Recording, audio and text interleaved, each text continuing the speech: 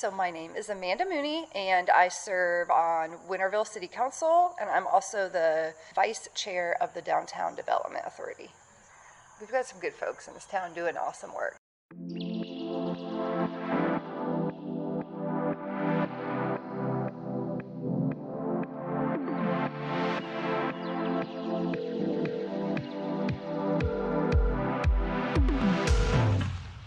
Little decisions.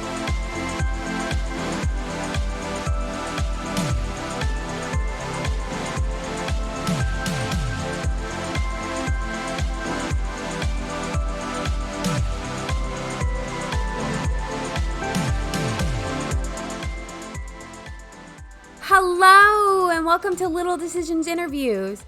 I'm your host, Victoria Cooper. I'm always happy to have you here, and that feels especially true today. As you heard at the top of this show, my guest today is Amanda Mooney of Winterville. Amanda is a very busy woman. When not working full-time at the University of Georgia HR department, Amanda is either working on graduate school homework, Winterville City Council work, and maybe a project or two for the Winterville Downtown Development Authority too. A Civitan Club commitment sneaks in from time to time as well. It's safe to say that Amanda is a Wintervillian through and through. And what wonderful energy she brings to everything she does. But don't just take my word for it. Have a listen to my delightful interview with Amanda Mooney of Winterville. So how do you like doing what you're doing? I love it all. Yeah. I love it all. It's crazy. I mean, I got into office maybe 7-8 weeks before COVID hit. Wow. So for me, that's been my public service experience. Like, I don't know any different. So it feels, I mean, it's been all hands on deck. Yeah. Like, there's just a lot. So I can't compare it to non-COVID times because I never was in that situation. So anyway, it's a lot, but I'm really glad that I'm in that position and just working really well with Dodd. Of course, he's awesome, and council, and there's just a lot of good work going on, like locally. I feel like for a small town, we have a lot of really dedicated, like big-hearted folks who put in a lot of work. I would agree. Yeah. I would agree. There's a lot of people here. You know what's crazy is, like, I didn't realize how, like, serendipitous it was that Winterville is the way it is and my podcast is the way it is. Like, it's based on nostalgia, and so is Winterville. And I didn't know that at the time. Like, I built the podcast, and then I picked Winterville. That's crazy. It's a good fit. I know. I love it. So you were elected to City Council in January 2020. Yes. When did you join the Winterville Downtown Development? So we're brand new. So I'm on the first batch of 7 board members. We had a DDA maybe back in the 80s. And I think they did a project or two and kind of just like disbanded or, you know. Yeah. So we didn't have one and since then. And so I went to, when I was brand new, I went to this kind of statewide newly elected officials training. And one of the speakers was the mayor from, I think, Hiawassee? Yes. Mayor from Hiawassee, who I thought was awesome. Yeah. And she was talking about all this cool stuff happening in her town and like the DDA. And I remember writing like, DDA, do we have one? Like notes to ask Dodd when I got home. Yeah. And when you bring a Dodd an idea, you better be ready to like, cool, that sounds great, run with it. I was like, oh. Yeah. Okay. So we did. That now, it's that. So I started looking into it. We're working with GMA, who is the Georgia Municipal Association. Okay. And actually, we got picked. This is pretty cool. The GMA and Stephanie, who was our like DDA mentor, I would say, from GMA, we were reaching out to her for information and how do we get started and what can we do, all the things. And she said, I'm actually taking on 3 cities across the whole state for this like free pilot program where she is our mentor, she's our go-to, she helps us reestablish and kind of get going. And she said, the first 2 cities are already picked, do you guys want to be the third? So it was like perfect timing because we as a city could not afford whatever that might cost when it's not free. Yeah. So we're working with Stephanie Russell, who's amazing. She's like an expert on economic development and all that stuff. So we got 7 really awesome a good variety too of like business owners, residents, So we've all gone through this training. We have monthly meetings, and now we're looking at, all right, what's going to be like our first project, and of course, where are we getting our funding? Yeah. So that's what we're doing right now. Okay. But we wrote our bylaws, we wrote our like mission and values, and we drew the map of like where the kind of DDA boundaries are. So over by the commercial district, you know, like the Golden Pantry, this corner, kind of like all around there. Okay. So I know we're audio, and I'm like using my hands. Yeah. Making a rectangle. Yes. Rectangle. Yes. Yeah. Yeah. Well, that's awesome. Yeah, and the DDA is basically to help promote economic development. Yeah, while kind of keeping Winterville, right? Absolutely. Because I noticed, there's some concern, I guess, with the firefight trail, right? A little bit, although I think overwhelmingly support for it. Yeah. Oh, yeah, absolutely. Yeah. I just mean some concern about, like, what that might bring in far as, like, influencing what Winterville is like. Yeah, Winterville's changing daily right now. It is. And I think some people are understandably afraid of, like, anything happening here too fast, too soon. Mm-hmm. So, yeah, I mean, that's all of our jobs, right, is to try to, like, yes, we need more services, right? Like, how much would you love a coffee shop in that area? So I think we need more services, we need more restaurant options, but also nobody wants us to become, this like busy, crazy, big town. Well, and I'm thinking of, I am not upset that there is a second Target in Athens. Like, I am not upset about that. But I am upset where it is. Yeah. Like, I think it takes away from downtown. And, it's weird. It's weird. It's weird. And I know they tried to make it work with, like, the darker coloring and all the buildings being darker. And I guess that was their plan. I don't know. I haven't investigated further. I haven't either. Yeah. But someone brought it up as a comparison. And so, like, they were concerned about that. And I was like, oh, that's interesting. You're not getting a Target. I know, right? No, we're not going to get one. No, I get it. People, especially people that grew up here, are so protective. They love this town so much. So it's coming from a really good place, Yeah. And I think it was slow as far as, like, progress or growth. And then now I think because of things like the trail, it's happening quicker. Yeah. And so I think everything that's happening right now is good. But I think some people are like, all right, like, let's, Yeah, let's take a breath. Yeah. Yeah. Yeah. Yeah. We just opened back up. But also, think about why you daily, if you live here, leave Winterville. Do you leave it for groceries? Yes. Yeah. Do you leave it for a nice meal at night? Yes. Right? So thinking about, like, what else do we need here? Yeah. So that's kind of what we've been having conversations with the DDA. And actually, we have a survey up right now for anybody to take. So it's a Google survey. Okay. And it's basically, anyone can take it. If you live here, if you work here, even if you just, like, visit or commute through Winterville. It's questions like, what are some businesses or services that you would love to see here? What are some stores that you would not want to see here? For example, like a big chain. Yeah. Or, like a national chain kind of coming up. Yeah. Or like a Walmart. Right. Yeah. But also for people that visit, like, why do you visit? Do you visit because of the parks and the trees? Do you visit because of the trail? Do you visit because of you love breakfast at Little City Diner? What would bring you here more often? All those kind of stuff. So it's up, it's live. I'll share the link with you if you like. Please do, and I'll put it in the episode notes. Awesome, yeah. Yeah, that'll be great. Well, and I can fill that out because I come here. Heck yeah. I come here like 4 days a week now. Yeah, no, you're all my filling it out. Yeah, oh yeah. We just want to see what people want. Yeah. I mean. Well, I love that. I mean, I love that that's, like, you're getting the community input. I feel like that's one thing I've noticed about Winterville is there are a lot of people who care, so there is more, or at least from what I'm seeing, it feels like there's more community input. You have to, or else it's going to just fall apart. Yeah. Yeah. No, that makes sense. What's your favorite project or initiative that you're working on right now? First, the survey, just because it's really cool seeing what people want here. Coffee shop has made almost everybody's list. So I think that just the DDA kind of research and work and seeing what's coming next, like maybe potentially development-wise or even like new ownership of businesses in that district and how we can work with them. Yeah. One thing that just passed that I'm super proud of is the Charter Day vaccine drive we did. I think we're going to do another one, not another Charter Day, but another vaccine drive. And, getting to Department of Public Health out here on a Sunday was super awesome of them to carve out time for us. So we just want to remove barriers of people going to get the vaccine if they want it. Yeah. And also, beer and wine is brand new in the city, and that's super exciting. So Golden Pantry has been selling for a few weeks now, and then I think there's a few other small businesses in the downtown district that are kind of working on their license paperwork for it.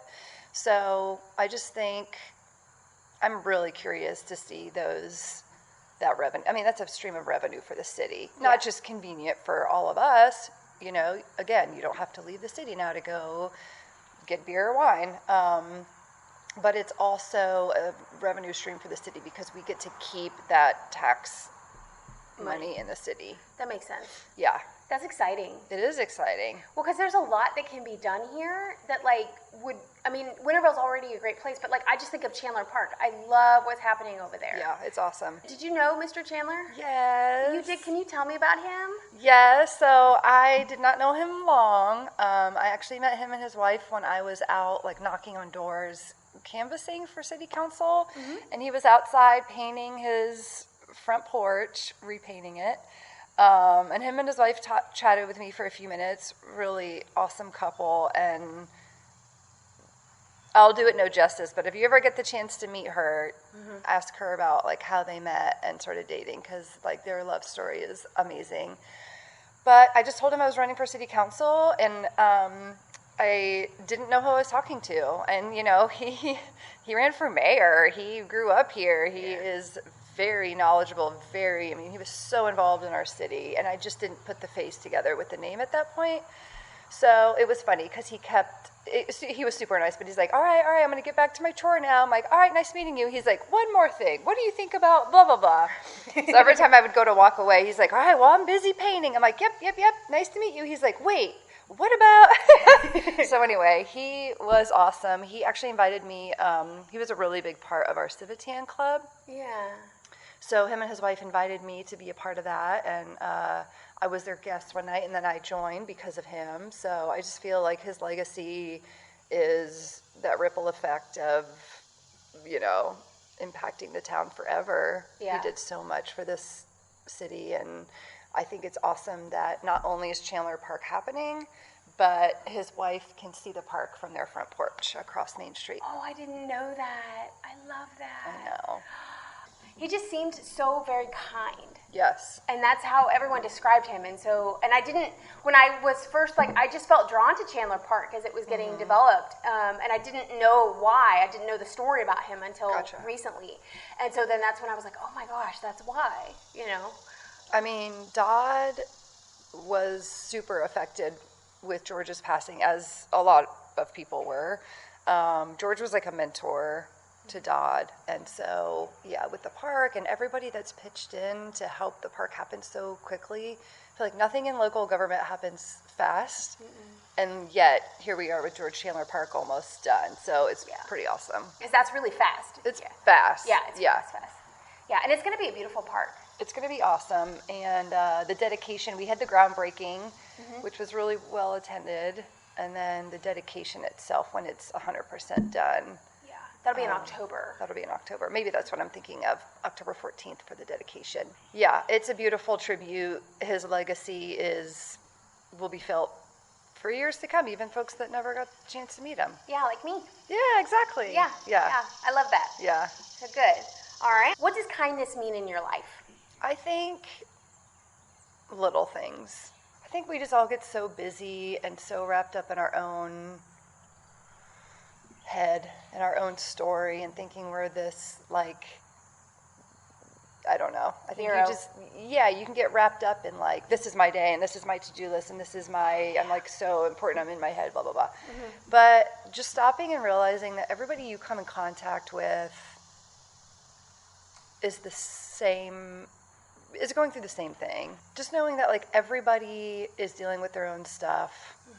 I had this conversation with my brother once. Other people aren't a supporting actor in the story of our lives, right? They all have their own struggle, their own family, their own to-do list. So I just feel like recognizing that, like, we're all trying right now. This has been a very challenging year. A lot of people have lost a lot of things.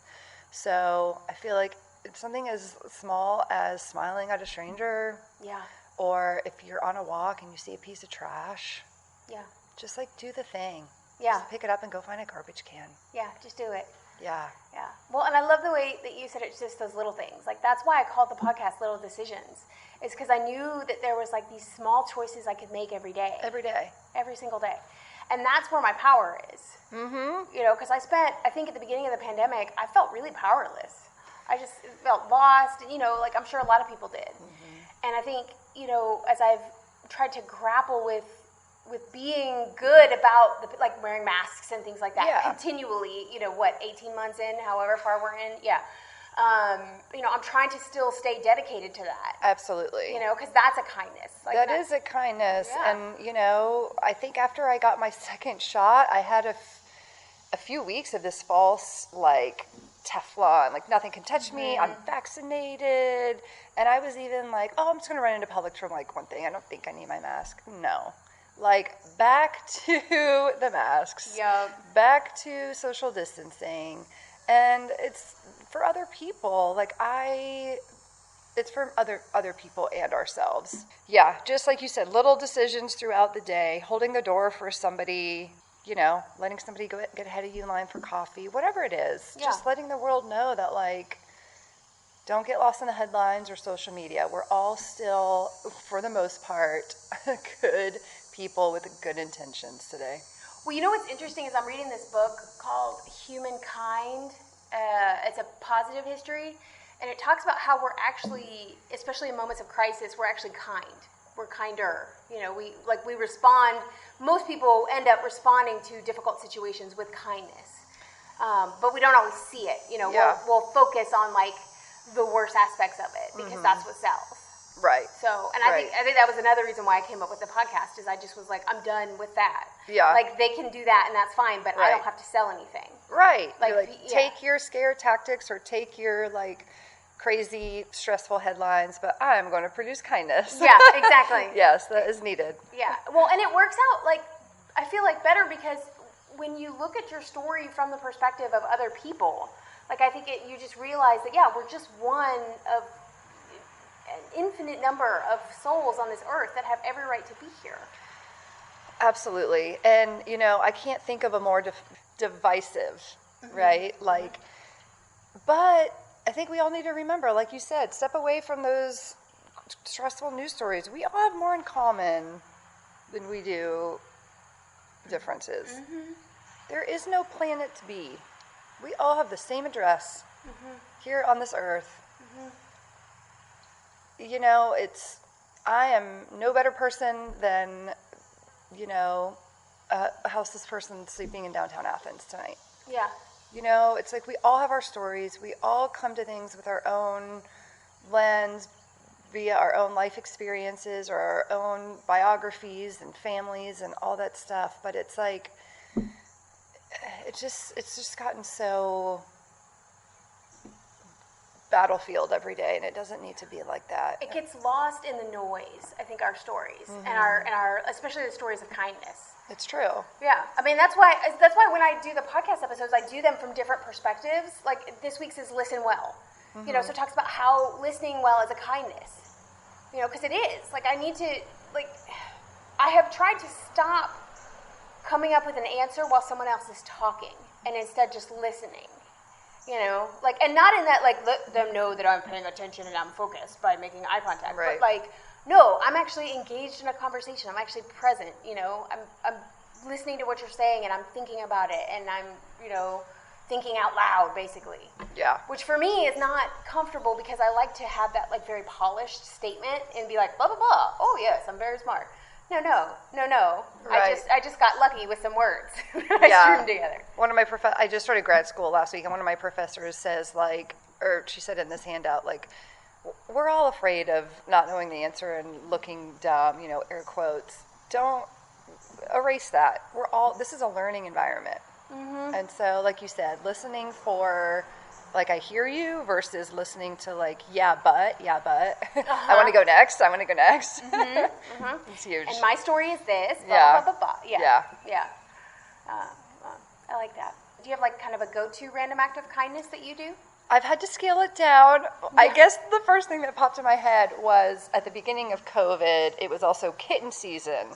So I was fostering kittens through the shelter just long enough to get them, big enough to get neutered, spayed, and adopted. Yeah. And the third round is when I became a foster fail and adopted one of the kittens. So I told the shelter, I'm like, I adopted Sprout, but like now I need to get off your foster list because at the time I had 2 dogs and a cat. And I was like, this is a lot. Yeah. So that was one thing that not only brought me joy because they were hilarious. Yes. But it was a good thing to do for the community because, for our shelter, I think, they go through waves of being full and not, but that saves lives. That does. And it's not easy, but it's an easier thing. People can be like, yeah, I can foster for a few weeks. Cool. That's going to open up another, pen or cage for another animal. And then animals don't live in cages. They're in a home, even if it's just temporary. Like, I feel like that's just kinder. That is kinder. Plus, one of my fosters wasn't even a kitten. It was a cat recovering from surgery. And they were like, dude, he just needs like 3 weeks of a really comfortable, safe space by himself. He doesn't need to be... Yeah, I was like, absolutely. He was the sweetest cat, cornbread, wherever you are. I know you got adopted, but he just needed a really comfortable space to recover. Yeah. And I was like, yes. That's perfect. Yeah. I love that. But besides the animals, I will say seeing trash on the ground really, I don't know why it upsets me so much. So if I'm somewhere and I see something, I try to just pick it up. And even if I'm on a walk and like bring it home to my own trash can or recycling. I need a stabby stick because anytime I walk, I'm like, I need to pick up that and that and that. And I end up coming back with either handfuls of trash or handfuls of wildflowers that my husband calls weeds. Yes. Yeah. Actually, the Civitan Club does a trash pickup. I think it's once a quarter. So they have little stabby things or little grabby things with buckets, and they'll just walk up and down Main. And I'll try to do it in my own neighborhood, or even if I'm just like on a trail or something. Yeah, that's what I try to do because I walk before it got blazing hot. Yeah. I would walk right near my house, and so I would just pick up the trash near my house because I'm like, this is my neighborhood. This is my neighborhood. Yeah. Like, this is my responsibility too.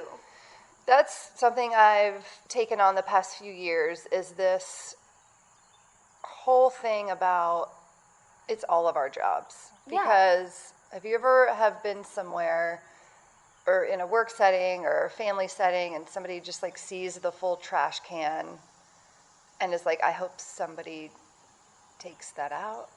It's like, well, who's that person? Yeah. Take the trash out. Yeah, you noticed it. You noticed it. Like, go do it. Yeah. And so that's what I try to remember is like, there's no cleaning fairy around here. This is our town. This is our community.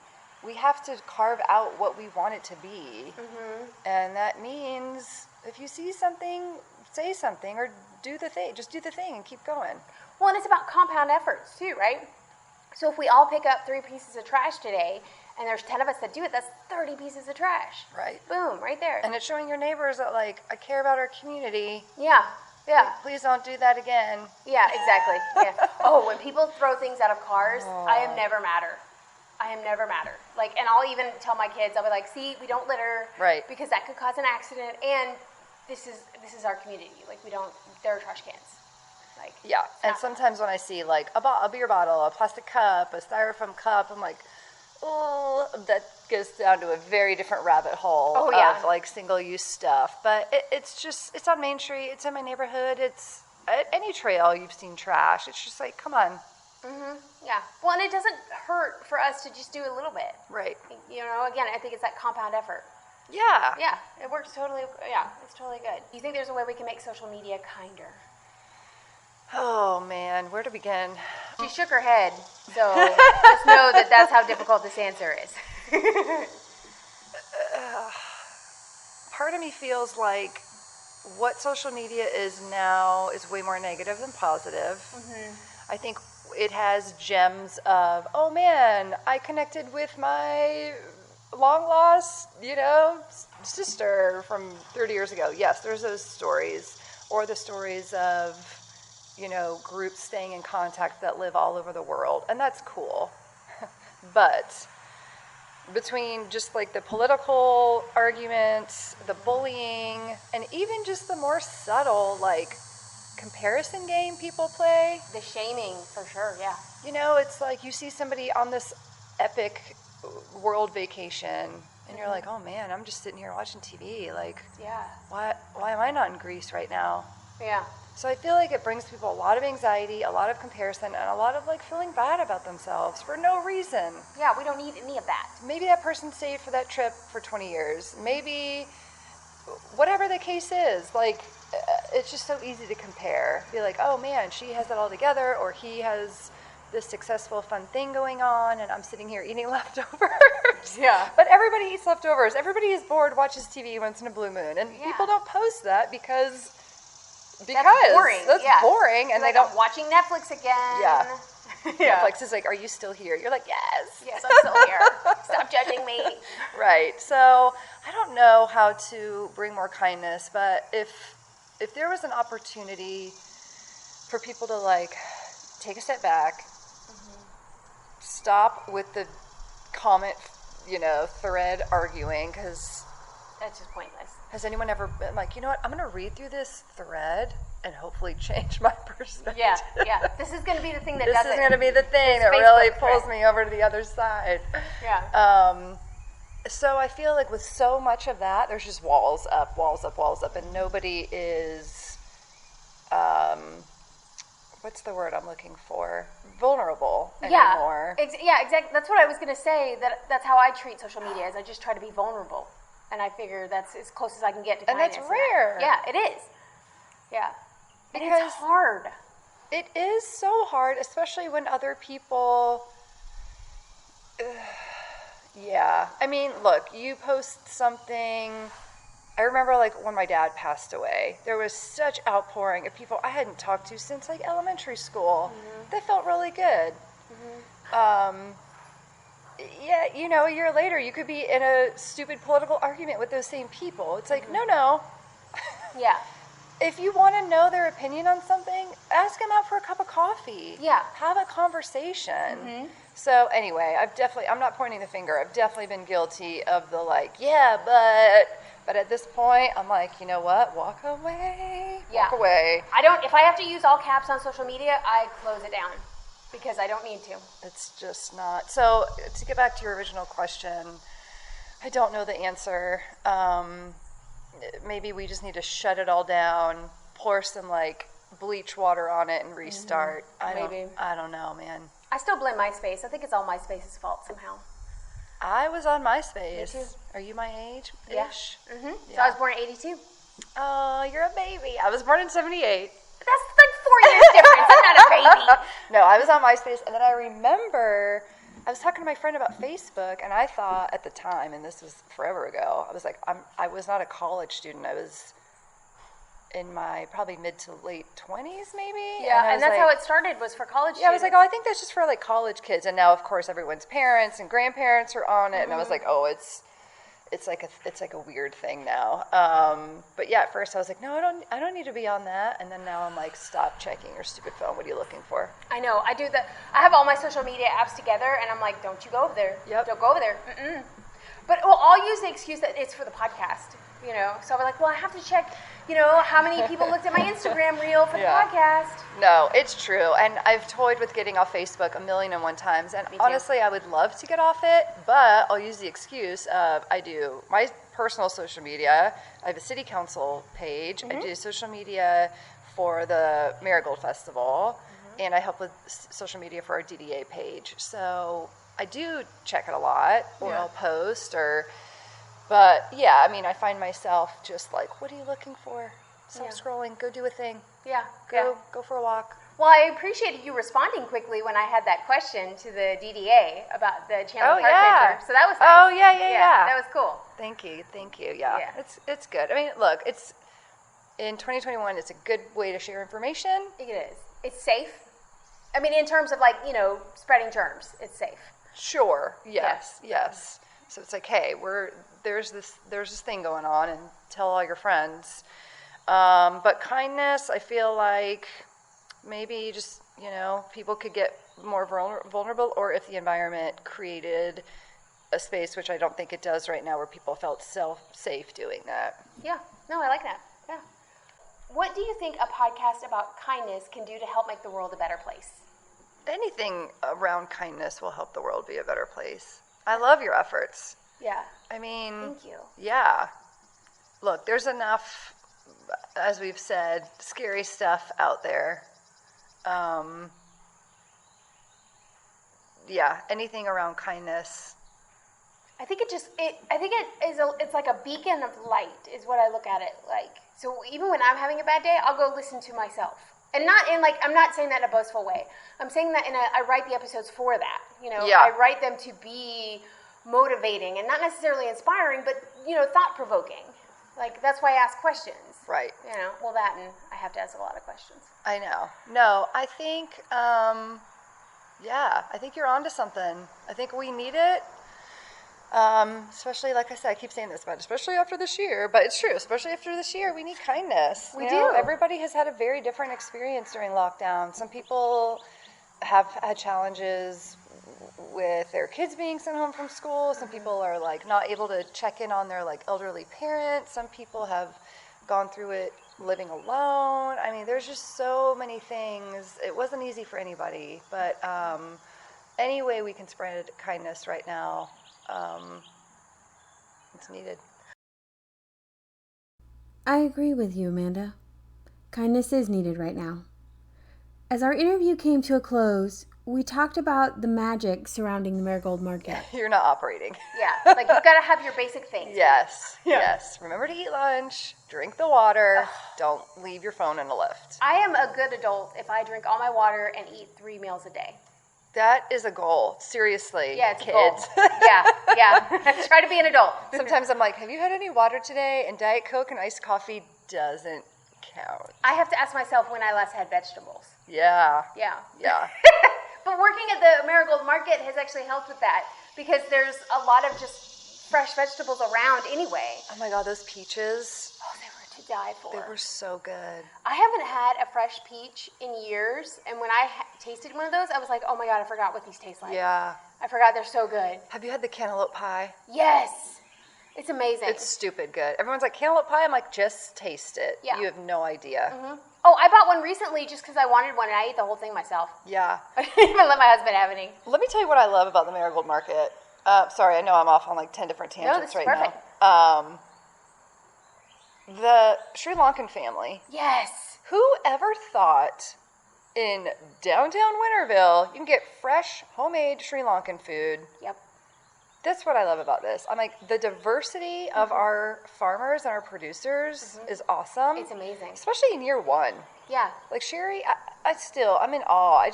I'm like, you guys pulled this off. Because last year, I remember I would buy my little produce or things, online, and then drive up and get it in my car. Mm-hmm. So that was year one.